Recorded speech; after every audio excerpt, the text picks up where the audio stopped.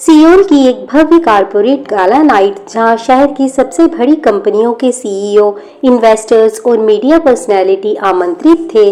जे core group इस आयोजन का को होस्ट था और जिन्हू इसका मुख्य चेहरा। यूरी को भी निमंत्रण मिला था, एक विशेष गेस्ट के तौर पर। जब उसे मेल मिला तो उसका दिल घबरा गया और धड़कनें तेज हो गई। क्या मुझे वहां जाना चाहिए? लोग क्या सोचेंगे? और अगर वो वहां होंगे? वह जानती थी यह आम समारोह नहीं था, यह उसके जीवन का सबसे बड़ा पब्लिक प्लेटफॉर्म था, लेकिन उसने तैयार होने का फैसला किया। उस रात यूरी पहली बार खुद को महसूस कर रही थी, जैसे वो कोई छोटी कंपनी की अकेली लड़की नहीं, बल्कि अपने सपनों की रानी हो। एक साधारण लेकिन शालीन सिल्क की स्लेट ग्रे ड्रेस, हल्का मेकअप, खुले हुए बाल और आंखों में हौसला। जब वे हॉल में दाखिल हुई तो हर कोई कुछ पल के लिए ठहर गया। वो भीड़ में सबसे अलग लग रही थी, शोर से दूर पर सबकी नजरों के बिल्कुल पास। और तभी जिन्हू की नजर उस पर पड़ी। वो भीड़ के बीच से उसकी ओर देख रहा था। पहली बार उसने उसे उस तरह देखा, जैसे काम से नहीं, किसी जुड़ाव से। वो यूरी के पास आया और कुछ पल चुप रहा, फिर हाथ बढ़ाया। तुम्हें आना चाहिए था और तुम आई। यूरी ने हल्की मुस्कान के साथ हाथ थामा। जिन्हू ने कहा, आज तुम्हें इस कमरे में कोई नहीं जानता, लेकिन कल ये सब तुम्हारे नाम को याद रखेंगे। ये एक सीईओ की तारीफ नहीं थी, ये एक इंसान की सच्ची प्रशंसा थी। दोनों साथ साथ खड़े हुए और धीरे धीरे सबकी नजरें उन पर टिकने लगी। मीडिया फोटोग्राफर्स ने कैमरे उठाए। जे कोर सीईओ जिन्हू किसी नई महिला के साथ दिखे। कौन है ये रहस्यमयी लड़की? युवा बिजनेस वुमेन? और जिन्हू, कुछ चल रहा है क्या? अगली सुबह सोशल मीडिया, न्यूज साइट्स और ब्लॉग्स पर उनकी तस्वीरें थी। यूरी पहली बार किसी अखबार की फ्रंट लाइन में थी, लेकिन उसके दिल में सवालों की हलचल थी। क्या ये सब मेरे काम की पहचान है, या मैं सिर्फ उनके साथ दिखने के लिए पहचानी जा रही हूँ? उधर जिन्हू अपने ऑफिस में अकेला बैठा अखबार की वही तस्वीर देख रहा था। वह मुस्कुराया नहीं, वह सोच रहा था, क्या अब मैं खुद को रोक पाऊंगा, या मैंने खुद को पहले ही खो दिया है उस लड़की में जो मुझे समझे बिना सब समझ गई। गाला नाइट के अगले दिन से यूरी की जिंदगी पूरी तरह बदल गई थी। हर मीडिया वेबसाइट, हर कारपोरेट मैगजीन और सोशल मीडिया पोस्ट में एक ही नाम उभर रहा था, वायलिन क्रिएशंस की यूरी और जे कोर सीईओ जिन्हू। भले ही उन्होंने एक दूसरे का हाथ बस औपचारिक रूप से थामा था, लेकिन लोगों की नजरों ने उनमें कहानी खोज ली थी। जब यूरी ऑफिस में आई तो हर कोई उसे घूर रहा था। कुछ महिलाएं आपस में बातें कर रही थी। देखा तुमने, यही है वो, लगता है सीधा जिन्हू सर के दिल में घुस गई है। यूरी ने अनसुना करने की कोशिश की, पर मन में कसक थी। उसने ये सब नहीं चाहा था। काफी देर तक वह खुद से ही लड़ती रही। काम पर ध्यान देना मुश्किल हो गया था। शाम को वह अपनी बालकनी में बैठी थी, अकेली। मीडिया की न्यूज वेबसाइट खोले और वही फोटो फिर से दिखाई दी, वो और जिन्हू साथ। उसने चुपचाप फोन बंद कर दिया। उधर जिन्हू के घर पहली बार वो बात परिवार में शुरू हुई। जे कोर सीईओ होते हुए भी जिन्हू का परिवार बहुत पारंपरिक था। उनके पिता कांग वोन शिक एक पुराने जमाने के उद्योगपति थे। उनके लिए रिश्ते भी बिजनेस की तरह लेवल पर तय होते थे। जिन्हू ने जब पहली बार यूरी का जिक्र किया तो उनके चेहरे पर नाराजगी साफ थी। वोन शिक गंभीर होते हुए बोले, एक छोटी कंपनी की अनजान लड़की हमारे नाम से जुड़ने के काबिल नहीं। जिन्हू ने धीमे स्वर में कहा, वो अनजान नहीं है, उसकी मेहनत मेरे हर सीनियर को चौंका चुकी है।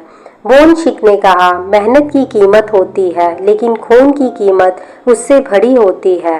हम अपनी जगह ऐसे किसी को नहीं दे सकते जिसे समाज नहीं अपनाता। जिन्हू ने कहा, अगर समाज ही सब तय करेगा तो इंसान क्या करेगा? वोन शिक ने क्रोध से उसकी ओर देखा।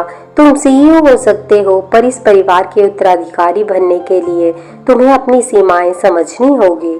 जिन्हू चुप रहा। वह जानता था पिता के लिए प्यार से ज्यादा नाम मायने रखते थे।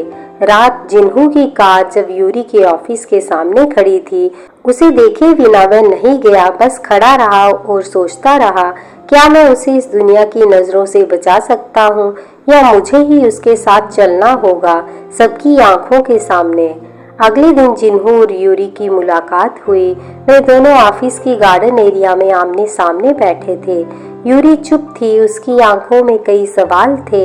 यूरी ने धीरे से कहा, इतना कुछ हो रहा है और मैं सिर्फ एक तमाशा बन गई हूँ। जिन्हों ने गंभीर होते हुए कहा, अगर तुम्हें पीछे हटना है तो मैं रोकूंगा नहीं, लेकिन अगर तुम साथ चलो तो मैं तुम्हारे आगे खड़ा रहूंगा हर सवाल से। यूरी की आंखों में पहली बार उम्मीद की झलक थी, लेकिन डर अब भी बाकी था। गर्मियों की एक शांत सी शाम थी जे कोर के गार्डन रूफ पर, जहां आमतौर पर सिर्फ सीनियर एग्जीक्यूटिव्स की मीटिंग होती थी। आज वहां सिर्फ दो लोग थे, जिन्हों और यूरी। वो दोनों एक दूसरे के सामने खड़े थे। बातचीत अब सिर्फ प्रोफेशनल नहीं रही थी, अब ये दो इंसानों की जरूरत बन चुकी थी। यूरी ने कहा, अगर तुम्हें लगता है कि मैं तुम्हारे साथ चल सकती हूँ तो मुझे तुम्हारे पीछे नहीं तुम्हारे बराबर खड़ा होना है। जिन्हों थोड़ी देर चुप रहा, फिर बोला, मैं तुम्हें बराबरी से भी ज्यादा देना चाहता हूँ। दुनिया तुम्हें सिर्फ मेरी वजह से नहीं, तुम्हारी पहचान से पहचाने। यूरी की आंखें थोड़ी नम हो गई।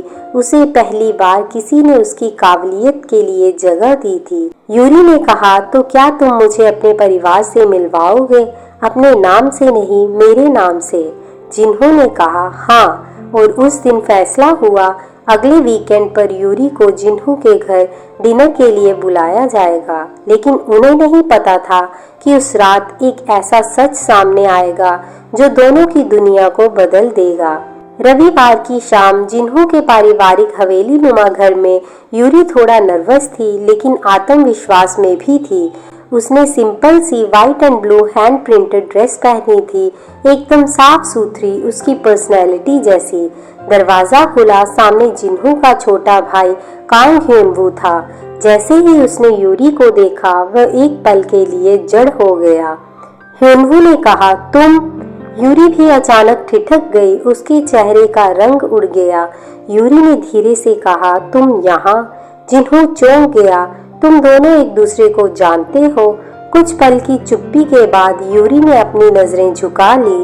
ह्यूनवू ने मुस्कुराने की कोशिश की, हम क्लासमेट थे यूनिवर्सिटी में, लेकिन सच्चाई उससे कहीं गहरी थी। रात के खाने के बाद जब सब अलग हो चुके थे, यूरी अकेली बगीचे में बैठी थी। जिन्हों उसके पास आया और उसने उससे पूछा, क्या तुम मुझे बताओगी वो क्या था? यूरी ने थोड़ी देर चुप रहने के बाद कहा, यूनिवर्सिटी के समय मैं और ह्यूनवू बहुत अच्छे दोस्त थे, शायद उससे भी ज्यादा। लेकिन मैंने कभी कुछ आगे बढ़ने की उम्मीद नहीं की और एक दिन वो बिना कुछ कहे चला गया। मेरी सबसे बड़ी तकलीफ ये थी कि मैं उसे दिल से चाहती थी और वो मेरा इस्तेमाल करके गायब हो गया। जिन्हों स्तंभ रह गया, उसे लगा जैसे उसके पैरों के नीचे की जमीन खिसक रही हो। जिन्हों ने धीरे से कहा, क्या अब भी तुम्हारे दिल में उसके लिए कुछ है? यूरी ने जिन्हों की आंखों में देखा, अगर होता तो आज मैं यहाँ नहीं होती। वे दोनों एक दूसरे की ओर देखते रहे। अब उनके बीच कोई भावनात्मक झूठ नहीं रहा, लेकिन अब कहानी सिर्फ उनके बारे में नहीं थी। अब सामने था एक अतीत जो जुड़ा है परिवार से और एक भविष्य जो उन्हें चुनना है साथ में।